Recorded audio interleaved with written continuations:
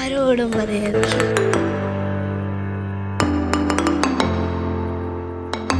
Hello,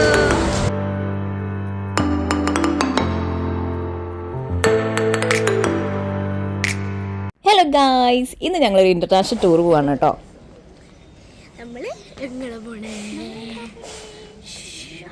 ആരോടും പറയരുത്. അതെ, ആരോടും പറയാതെ ഞങ്ങൾ തായ്ലാൻഡിൽ പോവാണ്. അപ്പോൾ നമ്മുടെ തായ്ലാൻഡ് ട്രിപ്പ് ഇവിടെ നിന്ന് സ്റ്റാർട്ട് ചെയ്യുകയാണ്. കൊച്ചി ടു ബാങ്കോക്കാണ് നമ്മൾ ഫ്ലൈറ്റ് എടുത്തിരിക്കുന്നത് കേട്ടോ. അപ്പോൾ നമ്മൾ ആദ്യം തന്നെ ലുലു ഫോറക്സിൽ പോയിട്ട് കുറച്ച് കറൻസിയൊക്കെ ചേഞ്ച് ചെയ്തു. തായ് ബാത്താണ് അവിടുത്തെ കറൻസി തായ്ലാൻഡിൽ. അപ്പോൾ തായ് ബാത്ത് ഒരു 20,000 നമ്മുടെ കയ്യിൽ മസ്റ്റായിട്ട് ഉണ്ടാവണമെന്ന് ഏജൻസി പറഞ്ഞിരുന്നു. അതുകൂടാതെ നമുക്ക് ഷോപ്പിങ്ങും കാര്യങ്ങളൊക്കെ ഉണ്ടാവുമല്ലോ. അപ്പോൾ അതിനൊക്കെ വേണ്ടിയിട്ട് കുറച്ച് തായ് ബാത്ത് നമ്മൾ എക്സ്ട്രാ വെച്ചിട്ടുണ്ടായിരുന്നു. അങ്ങനെ ഇമിഗ്രേഷനൊക്കെ കഴിഞ്ഞ് നമ്മൾ നേരെ എർത്ത് ലോഞ്ചിൽ കയറി. ബോർഡിംഗ് സ്റ്റാർട്ട് ചെയ്യാൻ ഓൾമോസ്റ്റ് ഇനി 1 hour കൂടെ ഉണ്ട്. അപ്പോൾ അത് കാരണം നമുക്ക് കുറച്ച് നേരം ഒന്ന് റെസ്റ്റ് എടുക്കാമെന്ന് വിചാരിച്ചു. കാരണം ഏർലി മോർണിംഗ് ഫ്ലൈറ്റ് ആയതുകൊണ്ട് തന്നെ നല്ല ഉറക്കം വരുന്നുണ്ടായിരുന്നു കേട്ടോ. അപ്പോൾ ലോഞ്ചിൽ നിന്ന് ചെറുതായി ഫുഡൊക്കെ കഴിച്ചത് അവിടെ ഒരു റെസ്റ്റ് റൂം ഉണ്ട് ലോഞ്ചിൻ്റെ സൈഡിൽ തന്നെ, ഉള്ളിൽ തന്നെ. അപ്പോൾ അവിടെ നമ്മൾ കുറച്ച് നേരം കിടന്ന് റെസ്റ്റ് എടുത്തു കേട്ടോ. ഋതുവിൻ്റെ സന്തോഷം കണ്ടില്ലേ? ഋതു മാത്രമല്ല, നമ്മളെല്ലാവരും ഭയങ്കര എക്സൈറ്റഡ് ആണ് ടൂർ പോകാൻ കേട്ടോ. വേറെ ഒന്നും കൊണ്ടല്ല, നമ്മുടെ ലൈഫ് ഒരേപോലെ ഇങ്ങനെ പോകുമ്പോൾ ഇടയ്ക്ക് ഒന്ന് ചേഞ്ച് ചെയ്യണമെങ്കിൽ, അല്ലെങ്കിൽ ആ ഒരു ബോറിംഗ് ഒന്ന് മാറ്റണമെങ്കിൽ, എന്തെങ്കിലും ഒരു ട്രിപ്പോ അങ്ങനെ എന്തെങ്കിലും കാര്യങ്ങൾ നമ്മുടെ ലൈഫിൽ നമ്മൾ തന്നെ ഉണ്ടാക്കണം അല്ലേ? അപ്പോഴാണ് ഒന്ന് ഫ്രഷ് ആവുക. അപ്പോൾ അതുകൊണ്ട് തന്നെ നമ്മളെപ്പോഴും ഇതുപോലെയുള്ള ചെറിയ ചെറിയ ട്രിപ്സ് അല്ലെങ്കിൽ ഇതുപോലത്തെ കാര്യങ്ങളൊക്കെ മാക്സിമം പറ്റുന്ന പോലെയൊക്കെ പോവാറുണ്ട്. ഫ്രണ്ട്സായിട്ടായാലും ഫാമിലി ആയിട്ടായാലും ഒക്കെ ചെയ്യാറുണ്ട് കേട്ടോ. ഇത്തവണത്തെ ട്രിപ്പിൽ പക്ഷേ വേറൊരു സ്പെഷ്യാലിറ്റിയും കൂടി ഉണ്ട്, ഞാനത് വഴിയെ പറയാം. Good morning. Good morning.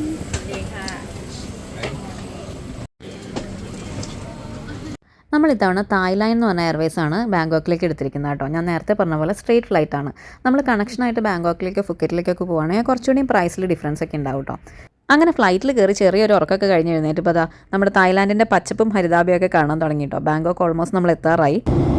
ขณะนี้เรากำลังจะนำเครื่องลงสู่ท่าอากาศยานเพื่อความปลอดภัยกรุณารัดเข็มขัดที่นั่งให้กระชับเก็บโต๊ะหน้าที่ നിങ്ങൾക്കൊന്നും മനസ്സിലായില്ലല്ലോ? എനിക്കും ഒന്നും മനസ്സിലായില്ല കേട്ടോ.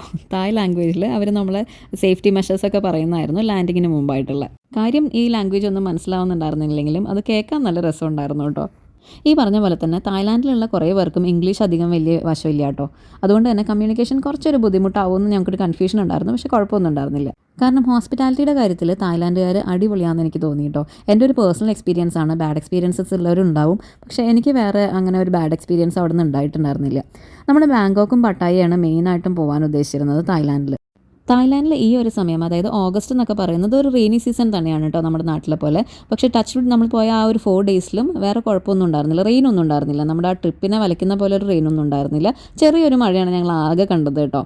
ക്ലൈമറ്റ് എപ്പോഴും ഒരു ക്ലൗഡി ആയിട്ടാണ് നിൽക്കുന്നതെന്ന് ഉണ്ടായിരുന്നുള്ളൂ. ഒരുപാട് ചൂടുമില്ല, എന്നാൽ മഴയില്ലാത്ത നല്ലൊരു ക്ലൈമറ്റ് ആയിരുന്നു കേട്ടോ. അങ്ങനെ നമ്മൾ നമ്മുടെ ബാങ്കോക്ക് എയർപോർട്ടിൽ ലാൻഡ് ചെയ്തു. ഇതാണ് കേട്ടോ ബാങ്കോക്ക് എയർപോർട്ട്. കൊച്ചിയിൽ നിന്ന് ശരിക്കും ഒരുപാട് ഫ്ലൈറ്റ്സ് ഉണ്ട് കേട്ടോ ബാങ്കോക്ക് എയർപോർട്ടിലേക്ക്. എയർ ഏഷ്യ ഉണ്ട്, തായ് ലൈൻ ഉണ്ട്, തായ് എയർവേസ് ഉണ്ട്, അങ്ങനെ കുറേ ഫ്ലൈറ്റ്സ് ഉണ്ട്. നമ്മുടെ നാട്ടിൽ നിന്ന് ശരിക്കും ഒരു 4 hours ജേണിയാണ് കേട്ടോ ബാങ്കോക്കിലേക്കുള്ളത്.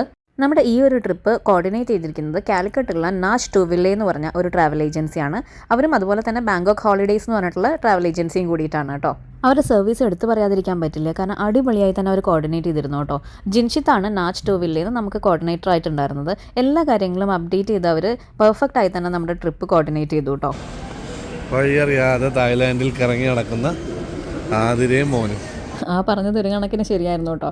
നമ്മൾ എക്സിറ്റ് നോക്കിയല്ല നടന്നിരുന്നത്, നമുക്ക് സിം എടുക്കാൻ പറഞ്ഞിരുന്നു അവർ എയർപോർട്ടിൻ്റെ അകത്ത് തന്നെ. അപ്പോൾ അത് ഏത് ഷോപ്പിൽ നിന്ന് എടുക്കണമെന്ന് നമ്മൾ നോക്കി നടക്കുമായിരുന്നു. കുറേ പേര് അങ്ങോട്ട് പോകുന്നു, കുറേ പേര് ഇങ്ങോട്ട് പോകുന്നു. ഇതിൽ എങ്ങോട്ട് പോകണമെന്ന് അറിയാതെ ഞങ്ങൾ നടക്കുമായിരുന്നു കേട്ടോ. അതുപോലെ നമ്മളെ പിക്ക് ചെയ്യാൻ വരുന്നവർ ഒരു പെർട്ടിക്കുലർ ഗേറ്റിലുണ്ടാവുമെന്നാണ് പറഞ്ഞിരുന്നത് കേട്ടോ. ഒരു ഗേറ്റ് നമ്പർ 2 5 എന്തോ പറഞ്ഞിരുന്നു. അപ്പോൾ ആ ഒരു ഗേറ്റ് നമ്മൾ തപ്പി നടക്കുമായിരുന്നു. ഇവിടെ കുറേ ഗേറ്റ്സ് ഉണ്ട് നമ്മൾ പുറത്തേക്ക് ഇറങ്ങിക്കഴിഞ്ഞാൽ. ഇമിഗ്രേഷനൊക്കെ വളരെ സ്മൂത്തായി തന്നെ നമ്മൾ പാസ് ചെയ്തു കേട്ടോ. ഇന്ത്യൻസിന് വിസ ഓൺ അറൈവലാണ് തായ്ലാൻഡിലേക്ക്. പക്ഷേ ഇപ്പോൾ നമുക്ക് വിസ ഫ്രീ ആണ് ടിൽ November 2024 വരെ. അതുകൊണ്ട് തന്നെ വേറെ പ്രൊസീജിയേഴ്സ് ഒന്നും ഉണ്ടായിരുന്നില്ല. അങ്ങനെ നമ്മൾ സിമ്മിൻ്റെ കട തപ്പി കണ്ടുപിടിച്ചു കേട്ടോ. ട്രൂ സിം എന്ന് പറഞ്ഞിട്ടുള്ള സിമ്മാണ് നമ്മളടുത്ത് അവിടെ നിന്ന് എടുക്കാൻ പറഞ്ഞിരുന്നത്. അപ്പോൾ നമ്മൾ അവിടെ ചെന്ന് അവരുടെ പാക്കേജൊക്കെ നോക്കി ഒരു സിം എടുത്തു. അവിടുത്തെ 1 തായ് ബാത്ത് എന്ന് പറഞ്ഞാൽ നമ്മുടെ 2 ഇന്ത്യൻ റുപ്പിയാണ് കേട്ടോ വരുന്നത്. അങ്ങനെ സിം എടുത്ത് ഗേറ്റൊക്കെ കണ്ടുപിടിച്ച് നമ്മൾ ചെന്നപ്പോൾ നമ്മുടെ പേരൊക്കെ എഴുതി വെച്ച് അവിടെ ആൾക്കാർ വെയിറ്റ് ചെയ്യുന്നുണ്ടായിരുന്നു കേട്ടോ. നമുക്ക് പോകാനുള്ള പ്രൈവറ്റ് ക്യാബൊക്കെ അവിടെ റെഡി ആയിരുന്നു കേട്ടോ. അതുകൊണ്ടാണ് ഞാൻ പറഞ്ഞത് നാച്ച് ടു വില്ലയുടെ അവരുടെ സർവീസ് കിടുമായിരുന്നു. കാരണം നമുക്ക് ഒരു സ്ഥലത്തും ഒരു ലാഗും വരാതെ വളരെ സ്മൂത്തായി നമ്മുടെ ട്രിപ്പ് അങ്ങ് പോയി കേട്ടോ. അപ്പോൾ നമ്മുടെ ഇന്നത്തെ പ്ലാൻ എന്താണെന്ന് വെച്ചാൽ നമ്മൾ ബാങ്കോക്കിൽ നിന്ന് നേരെ പട്ടായ പോവാണ്. പട്ടായയിലാണ് നമ്മുടെ ഫസ്റ്റ് 2 days സ്പെൻഡ് ചെയ്യുന്നത്. ബാങ്കോക്കിൽ നിന്ന് പട്ടായയിലേക്ക് ഒരു 2-2.5 hours ജേർണി ഉണ്ട് കേട്ടോ. സോ നമ്മളിവിടെ ഒരു 7 ഒക്കെ ആയപ്പോഴാണ് എത്തിയത്. അപ്പോൾ അവിടെ നിന്ന് നമ്മൾ നേരെ പട്ടായയിലേക്കാണ്. അപ്പോൾ ഇൻ ബിറ്റ്വീൻ ഏതെങ്കിലും ഒരു റെസ്റ്റോറൻറ്റിൽ നിർത്തി നമ്മൾ എന്തെങ്കിലും ബ്രേക്ക്ഫാസ്റ്റ് കഴിക്കാമെന്നാണ് പ്ലാൻ ചെയ്തിരിക്കുന്നത്. 14. 1 liter. 1 liter. ആകെ മൊത്തം ജബജബയായിരുന്നു കേട്ടോ. നമ്മൾ മലയാളികൾ സാധാരണ ഒരാളെ കാണുമ്പോൾ എന്തെങ്കിലുമൊക്കെ കുശലം ചോദിക്കേണ്ടതെന്ന് വിചാരിച്ച് ഇവിടുത്തെ പെട്രോളിനും ഡീസലിനൊക്കെ എന്താ വില എന്നാണ് അനൂപ് ചോദിച്ചത്. പക്ഷേ പുള്ളിക്കാരന് പെട്രോൾ ഡീസൽ എന്ന് പറഞ്ഞിട്ട് പോലും മനസ്സിലാവുന്നുണ്ടായിരുന്നില്ല. അങ്ങനെ അനൂപ് ആംഗ്യഭാഷയിലൊക്കെ എന്തൊക്കെയോ ചോദിച്ച് പുള്ളിക്കാരൻ എന്തോ മനസ്സിലായി എന്തൊക്കെയോ പറയുന്നുണ്ടായിരുന്നു കേട്ടോ. പോകുന്ന വഴി ഏതെങ്കിലും ഇന്ത്യൻ റെസ്റ്റോറൻറ്റ്സ് ഉണ്ടെങ്കിൽ നിർത്തണമെന്ന് നമ്മൾ പറഞ്ഞിരുന്നു. പക്ഷേ പുള്ളിക്കാരൻ എത്രമാത്രം മനസ്സിലായെന്ന് നമുക്ക് അറിയണ്ടായിരുന്നില്ല. പക്ഷേ പുള്ളി റെസ്റ്റോറൻറ്റിൽ കൊണ്ടുപോയി നിർത്തിയപ്പോൾ നമുക്ക് മനസ്സിലായി ആൾക്കൊന്നും മനസ്സിലായിട്ടുണ്ടായിരുന്നില്ല എന്നുള്ളത്. കാരണം ടെക്സാസിലാണ് നമ്മൾ ഇറക്കി വിട്ടത്. അങ്ങനെ ബാങ്കോക്കിൽ വന്നിട്ട് നമ്മുടെ ഫസ്റ്റ് ഫുഡ് അല്ലെങ്കിൽ ബ്രേക്ക്ഫാസ്റ്റ് നമ്മുടെ ടെക്സാസ് ചിക്കൻ ആയിരുന്നു കേട്ടോ. പിന്നെ രാവിലെ തന്നെ സോഫ്റ്റ് ഡ്രിങ്ക്സ് ഒന്നും എനിക്കത്ര താല്പര്യമില്ലാത്തതുകൊണ്ട് ഞാൻ കുറച്ച് ഐസ് ടീ ആണ് എടുത്തത്. ഇവിടെ ബാങ്കോക്കിലും പട്ടായയിലൊക്കെ നല്ലോണം ഇന്ത്യൻ റെസ്റ്റോറൻറ്റ്സ് ഒക്കെ ഉണ്ട്. ലിമിറ്റഡ് ആണെങ്കിൽ പോലും അത്യാവശ്യമൊക്കെ ഉണ്ട്. നമ്മൾ നിൽക്കുന്ന ഹോട്ടൽസിൻ്റെയൊക്കെ അടുത്തായിട്ട് ഇന്ത്യൻ റെസ്റ്റോറൻറ്റ്സ് ഉണ്ട് കേട്ടോ.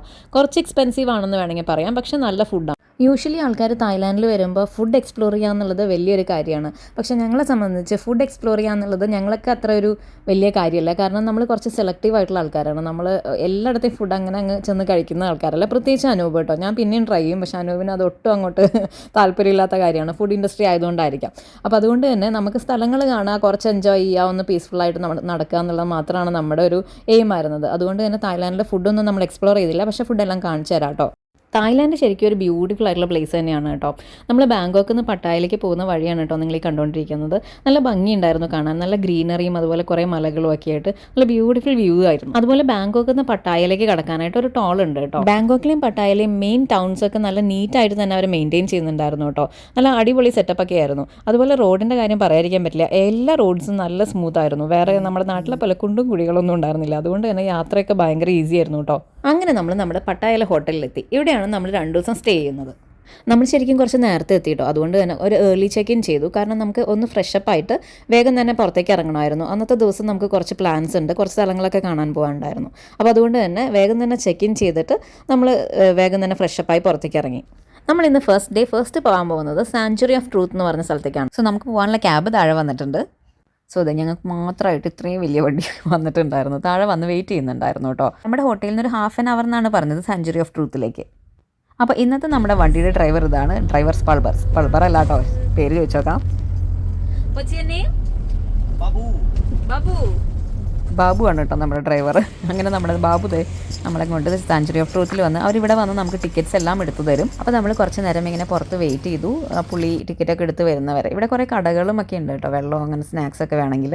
നമ്മുടെ ഇത്തവണത്തെ ടൂർ നമ്മളൊന്ന് കസ്റ്റമൈസ് ചെയ്തതാണ് കേട്ടോ. അതുകൊണ്ട് തന്നെ സാങ്ച്വറി ഓഫ് ട്രൂത്ത് ഒക്കെ മസ്റ്റായിട്ടും വേണമെന്ന് നമ്മൾ നമ്മുടെ ഏജന്റിനോട് പറഞ്ഞിട്ടുണ്ടായിരുന്നു. നിങ്ങളും ഒരു തായ്ലാൻഡ് ട്രിപ്പ് പ്ലാൻ ചെയ്യുന്നുണ്ടെന്നുണ്ടെങ്കിൽ പട്ടായയിലുള്ള ഈ ഒരു സാങ്ച്വറി ഓഫ് ട്രൂത്ത് എന്ന് പറഞ്ഞ മ്യൂസിയം മസ്റ്റ് വിസിറ്റ് പ്ലേസ് ആണ് കേട്ടോ. വേൾഡിലെ 7 വണ്ടേഴ്സിൽ പെടാത്ത അല്ലെങ്കിൽ പെടേണ്ടിയിരുന്നെന്ന് വേണമെങ്കിൽ പറയാം കേട്ടോ.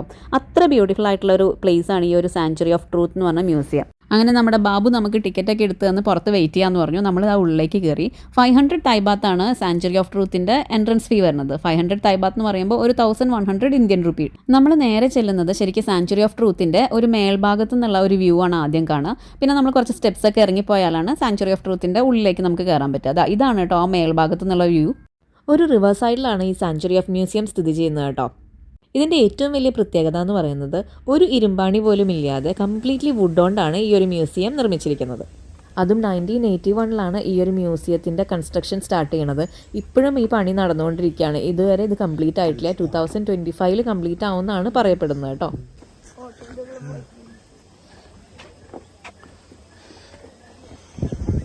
ഇതുപോലെ സ്റ്റെപ്സ് ഇറങ്ങി ചെല്ലുമ്പോൾ നമുക്ക് അവിടെ ഒരു ഗൈഡ് ഉണ്ടാവും. ഈ ഗൈഡ് എന്ന് പറയുന്നത് പല ലാംഗ്വേജ് സ്പീക്ക് ചെയ്യുന്നവരായിരിക്കും കേട്ടോ. അപ്പോൾ ഈ ഓരോ ലാംഗ്വേജിനും ഓരോ ടൈമിംഗ് ആണ്. എനിക്ക് തോന്നുന്നു ഒരു അരമണിക്കൂർ ഗ്യാപ്പിലാണ് ഓരോന്നും വരുന്നത്. ചൈനീസ്, ഇംഗ്ലീഷ് അങ്ങനെയൊക്കെ. അങ്ങനെ അത് ഗൈഡിൻ്റെ കൂടെ നമ്മൾ സാങ്ച്വറി ഓഫ് ട്രൂത്തിൻ്റെ അടുത്തേക്ക് പോവുകയാണ്. അപ്പോൾ അതിൻ്റെ ഇടയിൽ പുള്ളിക്കാരൻ ഇതിൻ്റെ എല്ലാ ഹിസ്റ്ററിയും കാര്യങ്ങളൊക്കെ നമുക്ക് പറഞ്ഞു തരുന്നുണ്ട് കേട്ടോ, ഡീറ്റെയിൽ ആയി തന്നെ. ആ പോകുന്ന വഴി നല്ല ബ്യൂട്ടിഫുൾ ആണ് കേട്ടോ. അത് ഇതുപോലെ ഒരു വുഡൻ ബ്രിഡ്ജൊക്കെ കയറി നല്ല ഭംഗിയുള്ള ഒരു സ്ഥലത്ത് കൂടെയാണ് നമ്മൾ ആ സാങ്ച്വറി ഓഫ് ട്രൂത്തിൻ്റെ അടുത്തേക്ക് പോകുന്നത്. ഇടയ്ക്ക് ഇങ്ങനെ റെസ്റ്റ് ചെയ്യാനായിട്ട് അവിടെ ബെഞ്ചസ് ഒക്കെ ഇട്ടിട്ടുണ്ട്. പിന്നെ സാങ്ച്വറി ഓഫ് ട്രൂത്ത് കാണാൻ വരുമ്പോൾ ഡ്രസ്സിൻ്റെ കാര്യത്തിൽ കുറച്ച് റെസ്ട്രിക്ഷൻസ് ഉണ്ട് കേട്ടോ. നീ അതുപോലെ ഷോൾഡേഴ്സ് ഇതൊന്നും എക്സ്പോസ് ചെയ്യുന്ന തരത്തിലുള്ള ഡ്രസ്സുകൾ അവിടെ അലോ ചെയ്യില്ല. അഥവാ നിങ്ങൾ അങ്ങനത്തെ ഡ്രസ്സ് ഇട്ടിട്ടാണ് വരുന്നതെങ്കിൽ അവിടെ നിന്ന് ഒരു ഷോളൊക്കെ തരും നമുക്കൊന്ന് കവർ ചെയ്യാനായിട്ട് കേട്ടോ. നമ്മൾ ആദ്യം തന്നെ ചെല്ലുന്ന ഈ ഒരു സ്ഥലത്തിന് അവർ കട്ടിംഗ് സെൻറ്റർ എന്നാണ് പറയുന്നത്. ഇവിടെയാണ് ഈ മരങ്ങൾ അല്ലെങ്കിൽ കൊത്തുപണികളൊക്കെ ആ ഒരു മ്യൂസിയത്തിലേക്ക് വേണ്ടിയിട്ടുള്ള എല്ലാ കൊത്തുപണികളും ചെയ്തുകൊണ്ടിരിക്കുന്നത് ഇവിടെയാണ് കേട്ടോ. ഭയങ്കര ഭംഗിയാണ് അത് കാണാനായിട്ട്. വലിയ വലിയ മരങ്ങളിൽ കൊത്തിയിട്ടാണ് അവരത് ചെയ്യുന്നത്. സാങ്ച്വറി ഓഫ് ട്രൂത്തിലുള്ള എല്ലാ വുഡൻ വർക്ക്സും ഇതുപോലെ കൈകൊണ്ട് പണിതിട്ടുള്ളതാണ്, അല്ലാതെ മെഷീൻസ് വെച്ചിട്ടോ അല്ലെങ്കിൽ അങ്ങനെയുള്ളതൊന്നുമല്ല. ഇതുപോലെ കൈകൊണ്ട് മരത്തിൽ കൊത്തിയിട്ടാണ് അവിടുത്തെ വർക്കുകളെല്ലാം ചെയ്തിരിക്കുന്നത് കേട്ടോ. ശരിക്കും നോക്കിയാൽ ഒരു 2-3 ജനറേഷൻസ് ആയിട്ട് ഈ ഒരു പണികൾ ചെയ്തുകൊണ്ടിരിക്കുകയെന്ന് പറയാം. കാരണം 1981 സ്റ്റാർട്ട് ചെയ്ത ആ ഒരു കൺസ്ട്രക്ഷൻ ഇപ്പോഴും ഓൺ ഗോയിങ് ആണ്. ഇപ്പോഴും അത് കംപ്ലീറ്റ് ആയിട്ടില്ല. ഇപ്പോഴും അതിനകത്തൊക്കെ വർക്ക് നടന്നുകൊണ്ടിരിക്കുന്നത്. അതുകൊണ്ടാണ് നമുക്ക് ഈ ഒരു ഹെൽമെറ്റ് തന്നിരിക്കുന്നത് കേട്ടോ. ഞാൻ പറയാൻ മറന്നുപോയി. നമ്മൾ അവിടെ ചെല്ലുമ്പോഴേ തന്നെ ഇതുപോലെ ഒരു വൈറ്റ് ഹെൽമെറ്റ്സ് തരും. അതെന്ന് വെച്ച് കഴിഞ്ഞാൽ മരപ്പണികൾ ആണ്. അപ്പോൾ അതുകൊണ്ട് തന്നെ മേലെ നിന്നൊന്നും വീണിട്ട് നമുക്ക് ഇഞ്ചുറി ഒന്നും പറ്റാതിരിക്കാനാണ് തരുന്നത് കേട്ടോ. അങ്ങനെ നമ്മൾ നേരെ ചെല്ലുമ്പോൾ സാങ്ച്വറി ഓഫ് ട്രൂത്തിൻ്റെ തന്നെ ഒരു മിനിയേച്ചർ പോലെ ഉണ്ടാക്കി വെച്ചിട്ടുണ്ട് ഇതിനകത്ത്. അവിടെ തന്നെ നമുക്ക് ഇതെങ്ങനെയാണ് അവർ ആണിയൊന്നുമില്ലാതെ ഈ വുഡ് വെച്ചിട്ട് ലോക്ക് ചെയ്യണേ എന്നുള്ള കാര്യങ്ങളൊക്കെ അവിടെ ഉണ്ടായിരുന്നു കേട്ടോ. അതൊക്കെ നമുക്ക് നോക്കാൻ പറ്റുമായിരുന്നു. എനിക്ക് വീഡിയോ എടുക്കാൻ പറ്റിയില്ല. അത് കഴിഞ്ഞ് നമ്മൾ നേരെ സാങ്ച്വറി ഓഫ് ട്രൂത്തിൻ്റെ അടുത്തേക്ക് പോവാണ് കേട്ടോ. കുറച്ച് വെയിലുണ്ടായിരുന്നു നമ്മൾ ചെല്ലുമ്പോൾ. റെയിനി സീസണൊക്കെ ആണെങ്കിലും ഭയങ്കര വെയിലല്ലെങ്കിൽ പോലും കുറച്ചിങ്ങനെ വെയിലടിക്കുന്നുണ്ടായിരുന്നു കേട്ടോ. സാങ്ച്വറി ഓഫ് ട്രൂത്തിൻ്റെ ഒരു ഹിസ്റ്ററി പറയാനാണെങ്കിൽ 1981 ലേക്ക് വിര്യഫാൻ എന്ന് പറഞ്ഞ ഒരു തായ് ബിസിനസ്മാൻ സ്റ്റാർട്ട് ചെയ്ത കൺസ്ട്രക്ഷനാണ് ഈ ഒരു സാങ്ച്വറി ഓഫ് ട്രൂത്ത് എന്ന് പറഞ്ഞ മ്യൂസിയം. അദ്ദേഹത്തിൻ്റെ ആ ഒരു ഇഷ്ടപ്രകാരമാണ് ഈ ഒരു കൺസ്ട്രക്ഷൻ സ്റ്റാർട്ട് ചെയ്തത് കേട്ടോ. ഈ ഒരു മ്യൂസിയം മാത്രമല്ല, തായ്ലാൻഡിലുള്ള ഒരു എലിഫൻറ്റ് മ്യൂസിയം, അതുപോലെ ആൻഷ്യൻ സിറ്റി എന്ന് പറഞ്ഞ മ്യൂസിയം, ഇതെല്ലാം ഈ ലേക്ക് വിര്യഫാൻ എന്ന് പറഞ്ഞ ബിസിനസ്മാൻ കൺസ്ട്രക്ട് ചെയ്തിട്ടുള്ളതാണ്. അതിൽ ഏറ്റവും ചരിത്രപ്രധാനമായ ഒരു മ്യൂസിയം എന്ന് പറയുന്നത് ഇതാണെന്ന് മാത്രം. ഈ ഒരു ബിസിനസ്മാൻ ആക്ച്വലി 2000 മരിച്ചുപോയി. പക്ഷേ അദ്ദേഹത്തിൻ്റെ ആ ഒരു ഇഷ്ടം നിറവേറ്റാൻ വേണ്ടിയിട്ട് ഇപ്പോഴും അതിൻ്റെ കൺസ്ട്രക്ഷൻ നടന്നുകൊണ്ടിരിക്കുകയാണ് കേട്ടോ. ഇത് സത്യത്തിൽ ഒരു ഹിന്ദു മിത്തോളജി അല്ലെങ്കിൽ ഒരു ബുദ്ധിസ്റ്റിൻ്റെയും അതുപോലെ തന്നെ ആയുധയ കിങ്ഡം ഇതിനെല്ലാം റെപ്രസെൻ്റ് ചെയ്യുന്ന രീതിയിലാണ് ഇതിൻ്റെ എല്ലാ വർക്കുകളും ചെയ്തിട്ടുള്ളത് കേട്ടോ. ഹിന്ദു ദൈവങ്ങളെയൊക്കെ നമുക്ക് കാണാം. ഇതിൻ്റെ ഏറ്റവും മുകളിലായിട്ട് സ്റ്റാച്യു ഓഫ് ബ്രഹ്മ നമുക്ക് കാണാം. അത് മാതാപിതാ ഗുരു ദൈവം അവരോടുള്ള ആ ഒരു റെസ്പെക്റ്റിനെയൊക്കെ റെപ്രസെൻ്റ് ചെയ്യുന്നതാണ്. ഇതിലെ ഓരോ കൊത്തുപണികൾക്കും ഓരോ അർത്ഥങ്ങളാണ് കേട്ടോ. ഓരോന്നിനും ഓരോ കഥകൾ പറയാനുണ്ട്. അതുപോലെ ഈ മുകളിൽ കണ്ടോ ഒരു ബാൽക്കണി പോലെ, അത് ആ ആയുധയ കിങ്ഡമായ ഒരു പാലസിനെയൊക്കെ റെപ്രസെൻ്റ് ചെയ്യുന്നതാണ്. അതുകൊണ്ടാണ് അവിടെ നിന്നിട്ടാണ് രാജാവ് പ്രജകളെയൊക്കെ കണ്ടിരുന്നതെന്നുള്ള അതിനെയൊക്കെ സിംബോളൈസ് ചെയ്യുന്നതാണ് കേട്ടോ. പിന്നെ നോക്കിയാൽ അറിയാം 2 കളർ കാണാം സാങ്ച്വറി ഓഫ് ട്രൂത്തിൽ. അതെന്ന് വെച്ച് കഴിഞ്ഞാൽ പഴയ ഒരു വുഡ് വെച്ചിട്ട് ചെയ്തിരുന്നതും ഇപ്പോഴത്തെ ഒരു വുഡ് വെച്ചിട്ട് ചെയ്യുമ്പോഴും ഉള്ള ചെറിയ മാറ്റങ്ങളാണ് കേട്ടോ. ഒരു സൈഡിൽ കുറച്ചൊരു ഡാർക്ക് ഷെയ്ഡും ഈ ഒരു സൈഡിൽ വരുമ്പോൾ ഒരു വുഡൻ ഷെയ്ഡും നമുക്ക് കാണാം.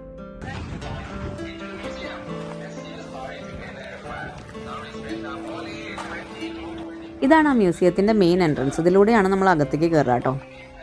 ആ ഗൈഡ് ശരിക്കും പറഞ്ഞാൽ ഓരോ കാര്യങ്ങളും ഡീറ്റെയിൽ ആയി തന്നെ നമുക്ക് എക്സ്പ്ലെയിൻ ചെയ്ത് തരുന്നുണ്ട്.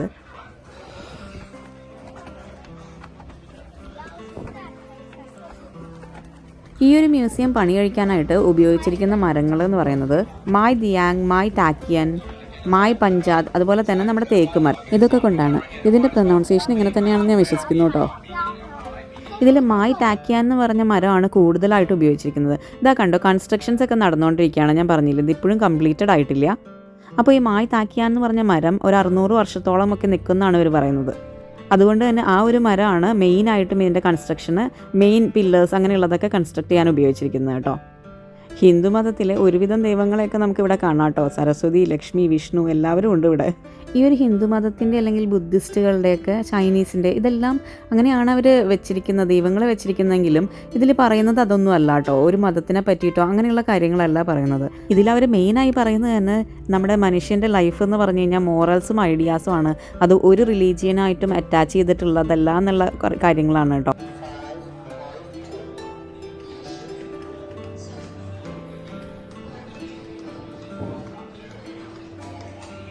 ഇതിലൂടെ ഇങ്ങനെ നടക്കുമ്പോൾ നമുക്ക് ആ മരത്തിൻ്റെ കൊത്തുപണികളുടെ സൗണ്ടൊക്കെ കേൾക്കാം കേട്ടോ. മുകളിലൊക്കെ ആൾക്കാരിരുന്ന് പണിയെടുക്കുന്നുണ്ട്.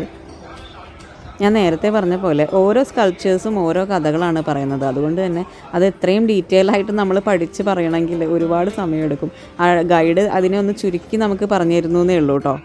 ഈ സാങ്ച്വറി ഓഫ് ട്രൂത്തിനെ 4 ഫേസസ് ആയിട്ടാണ് കേട്ടോ തിരിച്ചിരിക്കുന്നത്. അതിൽ നോർത്തേൺ ഫേസ് എന്ന് പറയുന്നത് ബുദ്ധയുടെ കാര്യങ്ങളാണ്. അതിലെ സ്കൾപ്ചേഴ്സ് മെയിനായിട്ടും ഉദ്ദേശിക്കുന്നത് മനുഷ്യരെ set free from any restrictions എന്നുള്ളതാണ്. മനുഷ്യരെ ഫ്രീ ആക്കി വിടണം, അത് സ്ലേവറിയിൽ നിന്നും അങ്ങനെയുള്ള കാര്യങ്ങളിൽ നിന്നൊക്കെ മനുഷ്യനെ വെറുതെ വിടണം എന്നുള്ള രീതിയിലുള്ള ഒരു റെപ്രസെൻറ്റേഷൻ ആണ് കേട്ടോ. അടുത്തതായിട്ട് സദേൺ ഫേസ് എന്ന് പറയുന്നത് സൂര്യൻ, ചന്ദ്രൻ, നമ്മുടെ ഗ്രഹങ്ങൾ, അതിനെക്കുറിച്ചൊക്കെയാണ്. അതും ഇതുപോലെ തന്നെ മനുഷ്യരുടെ ഒരു വെൽ ബീയിങ്ങിനൊക്കെ വേണ്ടിയിട്ട് റെപ്രസെൻ്റ് ചെയ്യണതാണ്. അങ്ങനെയുള്ള കാര്യങ്ങളാണ് കേട്ടോ അവിടെ കുത്തിവെച്ചിരിക്കുന്നത്. ഇനി വെസ്റ്റേൺ സൈഡ് എന്ന് പറയുന്നത് ഭൂമി, അഗ്നി, വായു, വെള്ളം ഇതിനെല്ലാം റെപ്രസെൻ്റ് ചെയ്തിട്ടുള്ള കാര്യങ്ങളാണ് കേട്ടോ. അതുകൊണ്ട് തന്നെ അതിൻ്റെയൊക്കെ അധിപന്മാരായ ബ്രഹ്മ, വിഷ്ണു, മഹാശിവൻ്റെയൊക്കെ പ്രതിമകളും അവിടെ കുത്തിവെച്ചിട്ടുണ്ട് കേട്ടോ.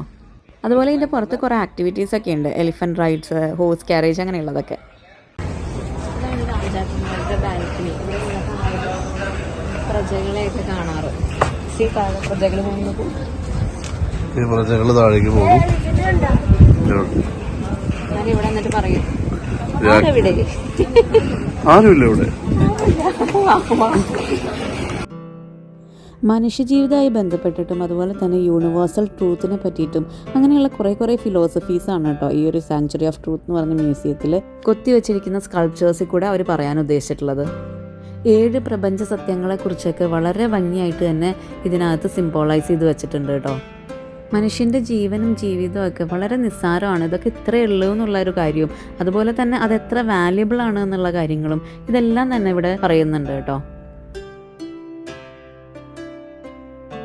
ഞാൻ നേരത്തെ പറഞ്ഞ പോലെ തന്നെ പല ജനറേഷനായിട്ടായിരിക്കും ഈ ഒരു കൊത്തുപണികളൊക്കെ ചെയ്തിട്ടുണ്ടാവുക അല്ലേ. എന്ത് ഭംഗിയാണ് ഇതൊക്കെ കാണാനായിട്ട്.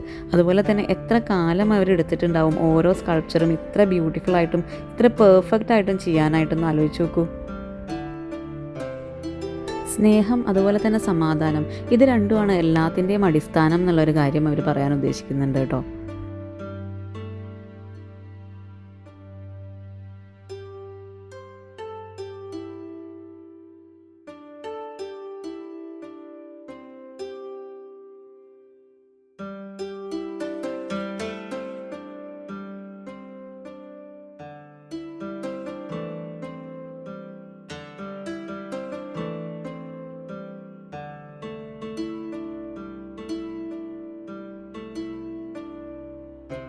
ഇതൊരു 3 ഹെഡഡ് എലിഫൻറ്റിൻ്റെ ഒരു സ്കൾപ്ചറാണ് കേട്ടോ. ഇത് തന്നെയാണ് എലിഫൻറ്റ് മ്യൂസിയത്തിലും വെച്ചിട്ടുള്ളത്.